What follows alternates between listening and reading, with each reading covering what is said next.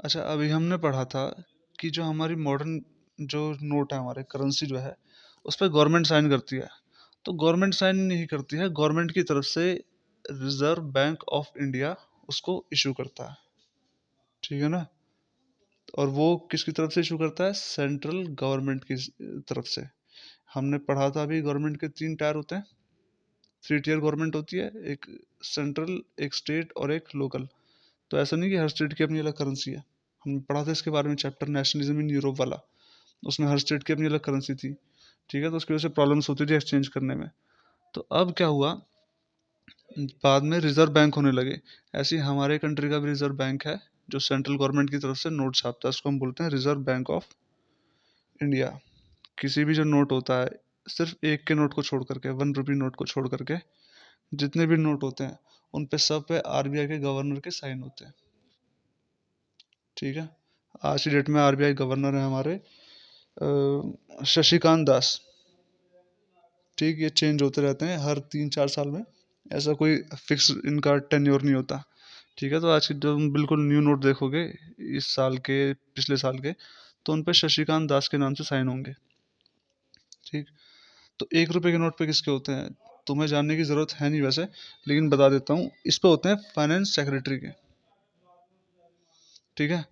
Finance secretary होते हैं, finance जो डिपार्टमेंट होता है, फाइनेंस जो फाइनेंस मिनिस्ट्री जो होती है, उसका सेक्रेटरी होता है, उसके साइन होते हैं 1 रुपए के नोट पे। ठीक, तो करेंसी हमें पता चला कौन इशू करता है। अच्छा, हमारे यहाँ भी 2016 में 2016 या 17 में, 16 में शायद, 8 नवंबर को डीमोनेटाइजेशन हुआ था। ठीक है। तो उसका मतलब क्या था, डीमोनेटाइज हो गया? डीमोनेटाइज का मतलब हो गया, जो ये नोट थे, अब इनका जो लीगल टेंडर था, मतलब जो इनकी लीगैलिटी थी, वो ख़त्म कर दी गई थी। ठीक है। नोट तो फिजिकल फॉर्म में एज इट इज़ थे ही, लेकिन जब इनका लीगैलिटी थी वो ख़त्म कर दी गई थी, इस वजह से चलने बंद हो गए थे। ठीक है। तो हमारा जो हाथ में नोट होता है, उसकी लीगैलिटी होती है, उसका लीगल टेंडर होता है, लेकिन जब डिमोनेटाइजेशन होता है तो उसको कैंसिल आउट कर दिया जाता है। ठीक है। अब देखो, अब हमने देख लिया जो मनी है उसको हमने किस तरीके से इस्तेमाल किया है, मीडियम ऑफ एक्सचेंज की तरीके से। अब हम उसे देखते हैं कि ये किस तरह से वैल्यू स्टोर करने में भी काम करता है। ठीक, देखो हमने बार्ट वो जो बाटा सिस्टम पढ़ा था, तो उसमें हमने चीज़ देखी थी कि हमें किसी भी कमोडिटी के बदले दूसरी कमोडिटी लेनी है। ठीक, इससे बड़ी दिक्कत क्या हुआ करती थी? ठीक है, मान लो आज तो गेहूं है, आज है मान लो वीट है, कल नहीं है। पूरे साल साल भर कहाँ इसको स्टोर करके रखेंगे? कितना गेहूं स्टोर करेंगे? हर दिन कुछ ना कुछ चीज़ की ज़रूरत पड़ती है, कहाँ तक स्टोर करेंगे इसको? ठीक है। तो करेंसी जब आने लगी ना मॉडर्न वाली, तो इससे इसमें भी हेल्प मिली। मान लो तुम लोग, मान लो जैसे कोई 100 रुपये कमाता है। ठीक है। 100 रुपये में से मान लो 50 रुपये खर्च करता है, बाकी बचे 50 रुपये। उसका क्या करेगा अब वो? तो ये जो बचे हुए 50 रुपये हैं, अब जा करके बैंक में डिपॉजिट कर देगा। ठीक है। 50 रुपये खर्च हो गए, 50 रुपये बच गए डिपॉजिट में। इससे आगे जाके फ्यूचर में कुछ भी खरीद ले। ठीक है, तो इसको हमने क्या करा, वैल्यू को स्टोर करने में मदद की इसने। किसने? मॉडर्न करेंसी ने। ठीक, अब हम बैंक के बारे में थोड़ा सा पढ़ते हैं। जो बैंक्स होते हैं, बैंक डिपॉजिट भी लेते हैं।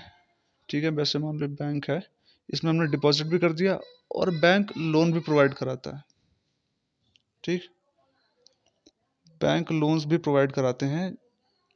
और जो हम डिपॉजिट करते हैं बैंक में पैसा, मान लो तुमने 100 रुपये बैंक में डिपॉजिट किए हैं, और तुम कभी भी जाके उसे निकाल सकते हो।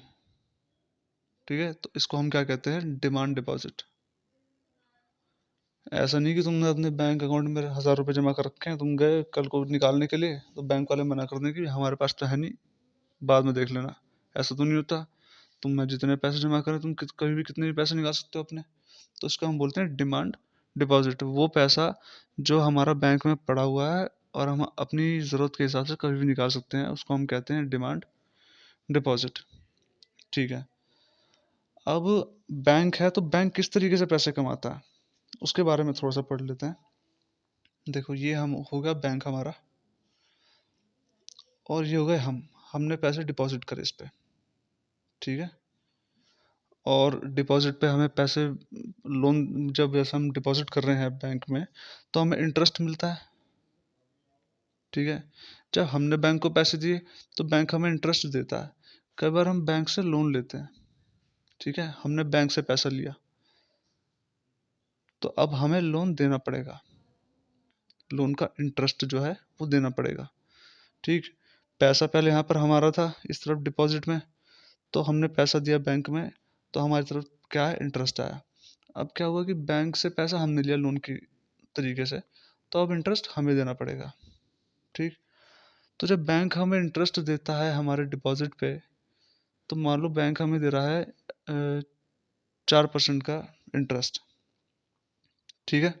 लेकिन होता क्या है, हम जब बैंक को लोन पे इंटरेस्ट देते हैं वो देते हैं मान लो 6%।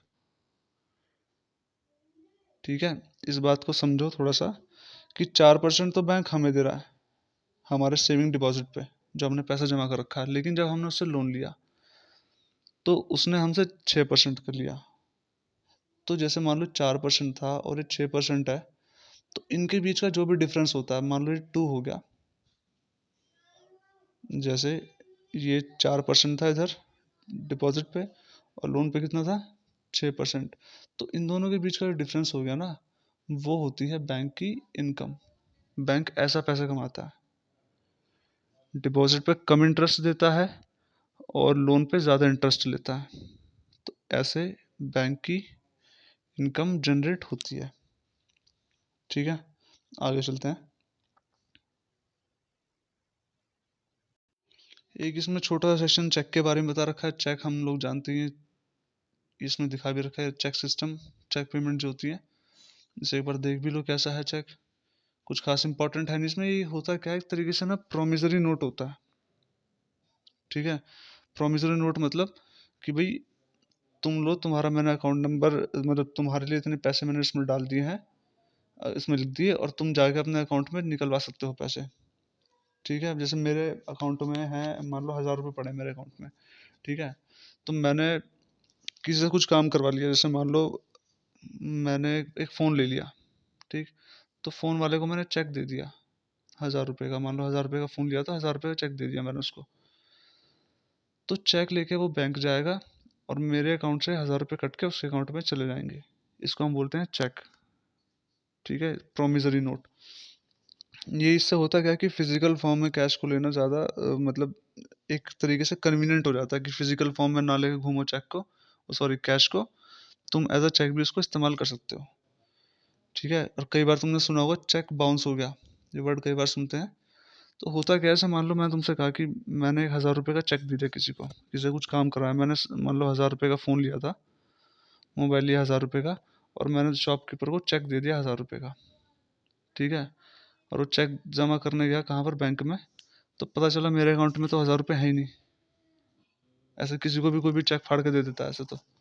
ठीक है। तो इसको बोलते हैं चेक बाउंस होना। समझे। आगे चलते हैं।